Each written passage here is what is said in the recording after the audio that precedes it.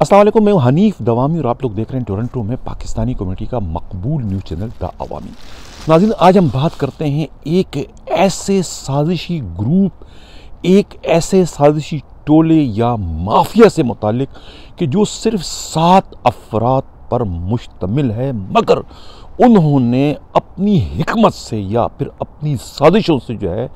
पूरे सिंध पुलिस को, यानी कि 1,40,000 अफराद या अहलकारों पर मुश्तमिल जो सिंध पुलिस है, उस पूरी पुलिस को जो है उन 7 अफराद ने यरगमाल बना रखा है। अब इसे हम माफिया भी कह सकते हैं, गॉड फादर भी कह सकते हैं, सिसिलियन माफिया के भी नाम इन्हें दिया जा सकता है। ये 7 अफराद जो है, यानी जिसमें 2 ख्वाजगान, 4 शेख और अब रिसेंटली इसमें जो है एक मेमन भी शामिल हुआ है। ये 7 अफराद पर मुश्तमिल एक ऐसा नेटवर्क है कि जिसने पूरे के पूरे सिंध पुलिस को इस वक्त जकड़ के रख दिया है। यानी इन 7 अफराद के हाथों में जो है इस वक्त, अगर मैं ये कहूँ कि पूरी की पूरी सिंध पुलिस इनके हाथों में यरगमाल है या इनके इशारों पर नाच रही है, तो गलत ना होगा। यानी ये इतने बाइख्तियार हैं, इतने बाअसर हैं कि सिंध हुकूमत की मशीनरी हो या वफाक की मशीनरी हो सरकारी, वो सब के सब जो है वो इनके अहकामात के ताबे हैं। ये जो चाहें, जिस तरीके का चाहें, ये उनसे काम निकलवाने पर ये कुदरत रखते हैं। यानी कि ये जो 1,40,000 पुलिस एहलकारों पर जो मुश्तमिल पुलिस फोर्स है, इसमें तकरीबन 100 या 120 के करीब पीएसपी अफसरान हैं। वो पीएसपी अफसरान भी जो है वो इन 7 अफराद का जो टोला है, जो माफिया है, जिसमें मैं कह चुका हूँ कि 2 ख्वाजगान और 4 शेख के अलावा एक मेमन शामिल है, ये सब के सब जो है पीएसपी अफसरान इनके आगे ताबे हैं। इनके आगे इनकी एक नहीं चलती। किसी ने भी इनके अहकामात पर, पुलिस रूल्स या आईन या सिंध हुकूमत के अहकामात को तरजीह दी, तो समझो कि उन अफसरों ने एक तरीके से अपने हाथों खुद अपनी कब्र खुदवा डाली। बहुत सारी मिसालें हैं। यानी कि ये इतना बड़ा माफिया है, सिसिलियन माफिया है, और इतने बड़े गॉड फादर हैं कि इनकी मर्जी के बगैर किसी भी पुलिस वाले का ना तो ग्रेड 70 से 18 में कोई प्रमोशन हो सकता है, ना ही 18 से 19, और ना ही 19 से 20 और 20 से 21 में भी कोई पुलिस अफसर जो है इनकी रज़ा या इनकी मर्जी के बगैर प्रमोशन हासिल नहीं कर सकता। बहुत सारी ऐसी मिसालें इस वक्त मौजूद हैं सिंध पुलिस में उन अफसरों की कि जिन्होंने आईन कानून की पासदारी की, यानी पुलिस रूल्स को, पुलिस ऑर्डिनेंस को और ख़ुद सिंध हुकूमत के अहकामात पर अमल दरामद करने की कोशिश की। इन माफियास की या इस माफिया की मुखालफत मोलते हुए तो वो आज सब के सब जो है वो इबरत का निशान बने हुए हैं। हालिया मिसाल इसकी जो है वो इरफान मुख्तार भुट्टो, जो एसएसपी थे वेस्ट के ट्रैफिक के, जिनको रिवर्ट भी कर दिया गया है ग्रेड 17 पर। इस पर मैं डिटेल गुफ्तगू जो है वो कल के प्रोग्राम में करूँगा कि उनके साथ क्या हुआ, किसने उसमें क्या रोल अदा किया, जिसमें ये जो माफिया है सिसिलियन माफिया, इसका भी किरदार उनकी जो है रिवर्शन में या उनके साथ जो होने वाली ज़्यादती है इरफान मुख्तार भुट्टो के साथ, उसमें भी यही जो 7 रुकनी माफिया है, इनका बहुत बड़ा किरदार है। अब जो दूसरे पुलिस अफसरान इनके जुल्म का शिकार हुए हैं, उसमें सबसे पहला जो मैं ज़िक्र करूंगा वो सांगड़ के साबिका और इस वक्त जो मौजूदा डायरेक्टर एंटी करप्शन जो है उस्मान गनी सिद्दीकी, उनका मैं ज़िक्र करूंगा कि वो एक इंतहाई शरीफ तबाह किस्म के पुलिस अफसर हैं सिंध पुलिस के। कोई उनकी करप्शन की या कोई और उनकी कोई ऐसी शिकायत आज तक नहीं आई। वो साबिका जो आईजी सिंध थे बशीर अहमद खान सिद्दीकी, वो भी एक इंतहाई ईमानदार आईजी गुजरे हैं, वो उनके भांजे बताए जाते हैं। सांगड़ के एसएसपी थे और उसके बाद अब उन्हें जो है वो इस वक्त डायरेक्टर एंटी करप्शन हैं। इससे कबल भी वो 4 या 3 साल तक जो है वो डायरेक्टर एंटी करप्शन के ओहदे पर अपने फ़राइज़ जो है इंतहाई खुश असलूबी से सर अंजाम दे चुके हैं, और उसी पोस्ट पर रहते हुए जो है उनकी मुठभेड़ या उनकी मुखालफत जो है वो इसी माफिया से हो गई थी जो 7 अफसरों पर मुश्तमिल है। उसी वक्त जो है सिंध हुकूमत की जो है एडी से तलख कलामी होती है, झगड़ा होता है, एक फसाद शुरू हो जाता है, और उसके बाद जो है सिंध हुकूमत उनके ख़िलाफ़ मुतहरिक हो जाती है, और उनके नाजायज़ आमदनी से जो बनाए गए जो असासे होते हैं, यानी दूसरे मानों में खबरी की इतला के मुताबिक जो हराम की आमदनी से जो उन्होंने जो ये सब कुछ बनाया होता है असासे, उस पर जो है सिंध हुकूमत जो है इंक्वायरी का हुक्म देती है। और गुलाम कादिर थे वो जो चेयरमैन एंटी करप्शन होते हैं, उनके हुक्म पर उसी वक्त जो है यही डायरेक्टर होते हैं उस्मान गनी सिद्दीकी, इनके अहकामात पर SSP जो है इरफान मुख्तार भुट्टो जो है वो अहकामात बजा लाते हैं सिंध हुकूमत को, अपने आला अफसरान की पुलिस आर्डीनेंस और अपने ज़ाब्ते के मुताबिक वो तहकीकात करते हैं। एडी के तमाम नाजायज़ असासों से मुतालिक मरबूत रिपोर्ट मुरतब करते हैं। उसी दौरान जो है वो खालिद शेख, एक DIG हेडक्वार्टर उस वक्त होते हैं, वो एडी के कहने पर जो है वो टेलीफोन घुमाते हैं Usman Gani Siddiqui director anti corruption को कि आप ये जो एडी के ख़िलाफ़ जो तहकीकात हो रही है, इस तहकीकात को आप अपना असर रसूख इस्तेमाल करके रुकवा दें। खबरी का कहना है एंटी करप्शन के और मीडिया रिपोर्ट्स के मुताबिक ये टेलीफोन आता है अब्दुल खालिद शेख का उस्मान गनी सिद्दीकी के पास, और उस्मान गनी सिद्दीकी जो है वही जवाब देते हैं जो किसी अच्छे एंटी करप्शन के डायरेक्टर को और कानून पसंद डायरेक्टर को देना चाहिए। उन्होंने वही जवाब दिया कि भाई ये अहकामात हैं और हम पुलिस रूल्स और कानून और ज़ाब्ते के मुताबिक तहकीकात करें, लिहाजा हम इसमें किसी की सिफारिश नहीं मानेंगे और हम नहीं करेंगे, हम वही करेंगे जो कानून और कायदा और आइन हमें उसकी इजाज़त देता है। उन्होंने एक तरीके से अब्दुल खालिद शेख जो DIG होते हैं पुलिस के, उन्हें रिफ्यूज़ कर देते हैं। एक तरीके से ये रिफ्यूज़िंग जो होती है उस्मान गनी सिद्दीकी की, वो इस माफिया से एक खुला ऐलान जंग के मुतरादिफ होता है, और ये जंग फिर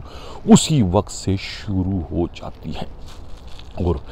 उसके बाद क्या होता है कि प्रमोशन बोर्ड में, जिसमें प्रमोशन उनका राइट होता है किसका, उस्मान गनी सिद्दीकी का, उस प्रमोशन से उन्हें महरूम कर दिया जाता है। हालांकि उस बोर्ड में वो खुद नहीं होते हैं, उस बोर्ड में IG सिंध उसके मेंबर हैं, लेकिन IG सिंध भी उस ग्रुप के ताबे हैं, उससे बगावत नहीं कर सकते मीडिया रिपोर्ट्स के मुताबिक। और ख़ुद खबरी का कहना है कि उसी ग्रुप, उसी सिसिलियन माफिया के दबाव में IG सिंध जो है वही करते हैं जो उसे माफिया हुक्म देती है। माफिया कहती है कि इसका प्रमोशन नहीं होना है उस्मान गनी सिद्दीकी का, इसने बगावत की है, हमारे अहकामात को मानने से इनकार किया है, और हमारे अहकामात को मानने से इनकार करने वाला हमारे होते हुए किस तरीके से प्रमोट हो सकता है। फिर वही हुआ जो माफिया ने चाहा। IG सिंध ने जो है खुल के मुखालफत की उस बोर्ड में, और उन्हें मीडिया रिपोर्ट्स के मुताबिक कि झूठ कहना पड़ा कि भाई मैंने इससे मुतालिक रिपोर्ट भिजवाई थी, ये करप्शन में मुलविस है और इन्होंने गैर कानूनी रिक्रूटमेंट की है रिश्वत लेकर, बहुत तरह के इल्ज़ामात लगाए, जिस पर चेयरमैन जो होते हैं वो कहते हैं भाई कि कोई रिपोर्ट तो है नहीं चीफ सेक्रेटरी के पास। इनके चीफ सेक्रेटरी से उससे इनकारी हो जाते हैं, जिसके बाद फिर बरजस्ता जो है उन्हें कहना पड़ता है हक़ाइक़ से मुंह मोड़ते हुए कि जी मैंने तो रिपोर्ट भिजवाई थी, लेकिन चूँकि ये उस्मान गनी सिद्दीकी इतना सियासी असर रसूख रखता है कि इन्होंने अपने ख़िलाफ़ भिजवाई यानी रिपोर्ट ही गायब करवा दी, लिहाजा इनको प्रमोट ना करें, मैं दोबारा रिपोर्ट आपको भिजवा दूँगा। ये है इस माफिया का कमाल, ये है इन साजिशों का नतीजा कि किस तरीके से एक प्रमोशन के मुस्तहिक उस्मान गनी सिद्दीकी को इस माफिया ने प्रमोशन नहीं होने दिया, महज इसलिए कि उन्होंने एंटी करप्शन में जो है एडी के ख़िलाफ़ इंक्वायरी क्यों होने दी, क्यों खालिद शेख के टेलीफोन को उन्होंने रिफ्यूज़ किया, क्यों नहीं उस पर आंख बंद करके अमल किया। यही उनका गुनाह है, यही उनका जुर्म है, और ये जुर्म वहीं पर ख़त्म नहीं होता बल्कि उसकी पोस्टिंग भी वहाँ से उड़वाने की एक बार नहीं बल्कि बार बार कोशिश करवाई जाती है, और फिर उसके बाद जो है वो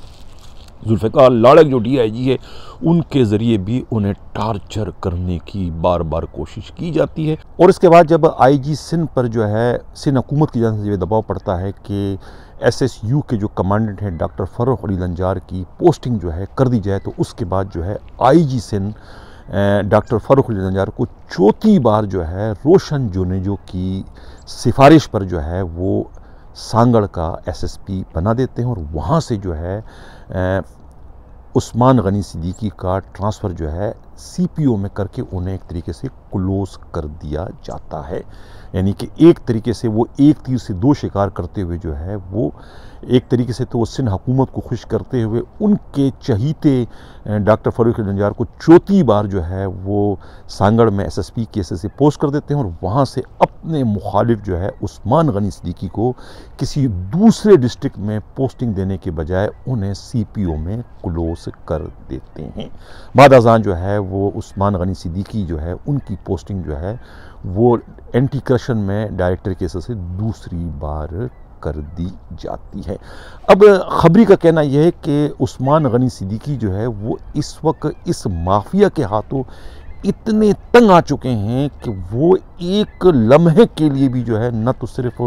IG सिंध के चेन ऑफ कमांड रहना चाहते बल्कि ख़ुद सिंध पुलिस में ही नहीं रहना चाहते हैं। इसीलिए उन्होंने जो है मिनटों में ही जो है वो CPO में आमद करने के बजाय जो है ज्वाइन करने के बजाय उन्होंने जो है डायरेक्टर एंटी करप्शन केसेस से अपने ओहदे का चार्ज संभाल लिया। लेकिन अब भी जो है वो सिंध पुलिस से अपना ट्रांसफ़र जो है रोटेशन पॉलिसी के तहत जो है वो बलूचिस्तान पुलिस में करवाने की ख्वाहिश बने। उन्हें मालूम है कि अब जून में जो है दोबारा जो है प्रमोशन बोर्ड बैठेगा और अगर वो सिंध ही में रहे तो फिर ये वही जो सिसिलियन माफिया है वो दोबारा इसी IG को जो है हथियार के तौर पर जो है उनके ख़िलाफ़ इस्तेमाल करते हुए एक बार फिर जो है उन पर प्रमोशन के दरवाजे बंद करने की कोशिश करेंगे। ये कहना है खबरी का और ये गुफ्तगू जो है ख़ुद उस्मान गनी सिद्दीकी ने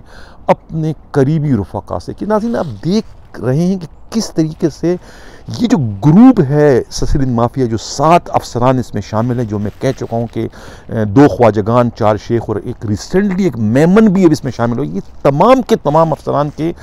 पैर के नाखून से लेकर सर के बालों तक जो है ये खुद करप्शन में डूबे हुए हैं। अरबों रुपयों की प्रॉपर्टी के ये मालिक बन चुके हैं, लेकिन इनका इतना खौफ, इतना दबदबा, इतना रोब है कि इनके खिलाफ जो है कोई ज़बान खोलने को तैयार नहीं है, कोई इनके खिलाफ कार्रवाई करने को तैयार नहीं। हर कोई जो है इनसे डरता है, इनकी दहशत से, इनके खौफ से। इनकी खौफ और दहशत का आलम यह है कि ED के खिलाफ जो है वो नेब में इंक्वायरी चल रही थी और नेब में इतने ईमानदार अफसरान बैठे हैं, उसके बावजूद ये खबरी का कहना है कि वहाँ पर नॉट फॉर एक्शन जो है लिख चुके हैं इनकी फाइल पर। हुसैन असगर जैसा जो है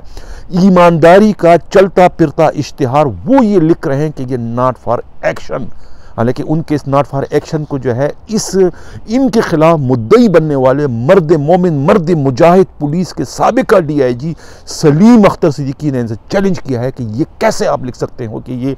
नॉट फॉर एक्शन, जबकि मैं इसमें मुद्दई मौजूद हूँ। जो नेब का जो ऑर्डिनेंस 18 है उसके तहत अगर आपके पास एविडेंस गलत है या जो मेरी मुद्दई की कंप्लेंट की शिकायतें गलत है तो आप उसके खिलाफ मुकदमा करें, उसको चालान करें, उसमें 1 साल की सज़ा हो जाएगी। जब आपने मेरे खिलाफ कोई कार्रवाई नहीं की तो फिर आपने मेरी फराहम करदा इत्तलात पर जो है ED के इस केस को जो अरबों रुपए की प्रॉपर्टी है उस पर आप नॉट फॉर एक्शन किस कानून के तहत लिख सकते हैं। कहने का यहाँ जिक्र करने का सिर्फ मकसद ये कि ये माफिया कितना ज़्यादा बाअसर है कि नेब को भी अपने इशारों पर चला रहा है। वो यही हाल न सिर्फ एक ख्वाजा का हो बल्कि दूसरे ख्वाजा का भी हुआ कि जी पेट्रोल पंप जो 80 करोड़ का ख़रीदा है एक ही झटके में, 80 करोड़ आए कहाँ से? 80 करोड़ का जो पंप ख़रीदा है साबिका सदर परवेज़ मुशर्रफ का, वो पंप जो है कहता है वापस कर दिया। यानी कितनी खामोशी के साथ वापस कर दिया। सलीम अख्तर की वो चिड़िया थी जो पकड़ के आपने छोड़ दी। वापस करने का कोई प्रोसेस होता है, कोई तरीका होता है। प्रोसेस किया, क्या प्रोसेस आपने किया, वापस कर दिया, इसका मतलब है कि गिल्टी हो गया, ये नौकरी ख़त्म, मेरा 5% दो। ये चीख रहे हैं और चिल्ला रहे हैं, लेकिन कोई उनकी नहीं सुन रहा और मजबूरन उनको अब कोर्ट का दरवाज़ा खटखटाना पड़ेगा। ये इसलिए मैं जिक्र करूं कि ये माफिया जो है, सिसिलियन माफिया जो है, ये 7 अफराद पर जो मुश्तमिल है, 2 ख्वाजागान, 4 शेख और एक रिसेंटली अभी मेमन इसमें शामिल हुआ है, जो इंतहाई ईमानदार अफसर तस्वर किए जाते हैं, वो भी इसमें शामिल हो गए। हैरत की बात है मुझे। और अब जो है ये और स्ट्रॉन्ग इस वक्त हो चुका है और पूरी की पूरी सिंध पुलिस जो है वो इस वक्त इनके नरगे में आ चुकी है। ईडी और डॉक्टर सनाउल्लाह के खिलाफ जो पुलिस अफसरान जो है कोर्ट गए थे इंसाफ हासिल करने के लिए, ताकि इन्हें इनका असल चेहरा दिखाया जाए कि ये तो पुलिस के है ही नहीं, ये तो किसी और डिपार्टमेंट से वासराय बनकर पुलिस में ये वार्द हुए हैं, क्यों ना इनको दोबारा इन्हीं के पेरेंट डिपार्टमेंट में भिजवा दिया जाए। उन पुलिस अफसरों ने तो एक अच्छा कदम उठाया था, लेकिन उन्हें क्या मालूम था कि जिनके खिलाफ वो ये सब कुछ करने जा रहे हैं उनका ताल्लुक किस बहुत बड़े सिसिलियन माफिया से है कि उनके पंजे जो है वो पाकिस्तान के हर शोबे में, हर महकमे में उन्होंने अपने पंजे गाड़ रखे हैं, जिससे बदकिस्मती से जो है वो अदलिया भी जो है महफूज नहीं। और वही हुआ जो ये सिसिलियन माफिया चाह रहे थे। इनके खिलाफ तो कुछ भी नहीं हुआ, लेकिन जिन पुलिस अफसरों ने इन्हें इनका चेहरा दिखाने की कोशिश की थी कि ये पुलिस डिपार्टमेंट के नहीं है, ये चोर रास्ते से जो है पुलिस डिपार्टमेंट में आए हैं, इन्हें पुलिस से निकाल कर बाहर कर दिया जाए, ताकि पुलिस का जो माहौल इनकी साजिशों की वजह से गंदा हो चुका है वो माहौल बेहतर हो सके। लेकिन क्या हुआ? वही हुआ कि जो माफिया चाह रही थी, माफिया ने उन दोनों पुलिस अफसरों को जो है निशान इबरत बना दिया, जिसमें से एक फिदा शाह जो है, मैं ये बार बार अपने प्रोग्राम में कहता रहा हूँ कि फिदा शाह जो है वो टॉपर है, यानी CSS का टॉपर है, उस सिंध से उसने टॉप किया है। यानी कि किसी भी ये जो ग्रुप है जिसमें 7 अफसरान शामिल है, इसमें कोई एक भी इतना ज़हीन नहीं है कि जो उस फिदा शाह का मुकाबला कर सके। और फिदा शाह जो है वो भी इनके सितम का, जुल्म का शिकार है कि वो आज पोस्टिंग से महरूम है। यानी इतना ज़्यादा काबिल पुलिस अफसर, PSP अफसर के पूरे पाकिस्तान में जो है उनके पाए का, उनके मुकाबले का कोई पुलिस अफसर नहीं है। वो इस वक्त इनके जुल्म का, इनके सितम का शिकार होकर जो है पोस्टिंग से इस वक्त महरूम है। और इस वक्त जो है वो सिंध के नौजवानों को जो है CSS की तैयारी करवाने में उनकी मदद कर रहा है। इतने फरिश्ता सिफ्त और इतने ज़हीन और इतने अच्छे पुलिस अफसर को जो इस वक्त सर्विस से, इस वक्त पोस्टिंग से अगर महरूम है, तो वो इस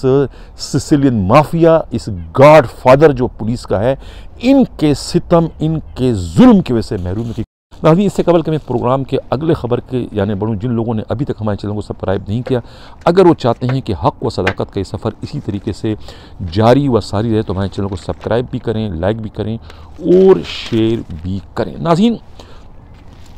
कहते हैं चराग तले अंधेरा, बच्चा बगल में, डंडोरा शहर में। यानी DIG ट्रैफिक,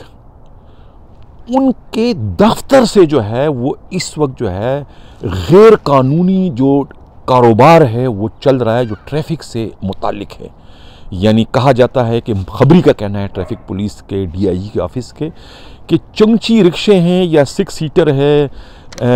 4 सीटर है या 11 सीटर है, जो कि बग़ैर परमिट के इस वक्त शहर में चल रहा है, चलाया जा रहा है। ये बिज़नेस कौन इसकी सरपरस्ती कर रहा है?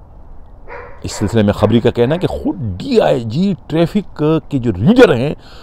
कड़ियाँ जाके वहाँ मिलती हैं। रीडर का नाम बताया जाता है इदरीस बुखारी। यानी एक तरीके से उन पर जो है मीडिया रिपोर्ट्स के मुताबिक और ख़ुद पुलिस के इंतहाई काबिल एतमाद ज़राया कहना है कि उन पर जो है इस कारोबार की मुबैना तौर पर सरपरस्ती करने का इल्ज़ाम है। कई सालों से जो है वो DIG ट्रैफिक की रीडर के फ़राइज़ सर अंजाम दे रहे हैं। वो कहा जाता है कि वो जो है ट्रांसपोर्ट इत्तेहाद जो है उसके सदर जो है इरशाद बुखारी के छोटे भाई बताए जाते हैं। जब भी किसी ट्रैफिक की DIG ने या एडिशनल IG ने या IG सिंध ने इस रीडर के ख़िलाफ़ कार्रवाई करने की कोशिश की, इनका ट्रांसफ़र करने की कोशिश की या इन्हें सस्पेंड करने की कोशिश की, तो फिर उसके बाद जो है ट्रैफिक की लाकानूनियत का और ये जो ट्रैफिक क्या नाम है इत्तेहाद ट्रांसपोर्ट इत्तेहाद की जानिब से जो है वो रोड ब्लॉक करने, हड़ताल करने की धमकियों का या ब्लैकमेलिंग का सामना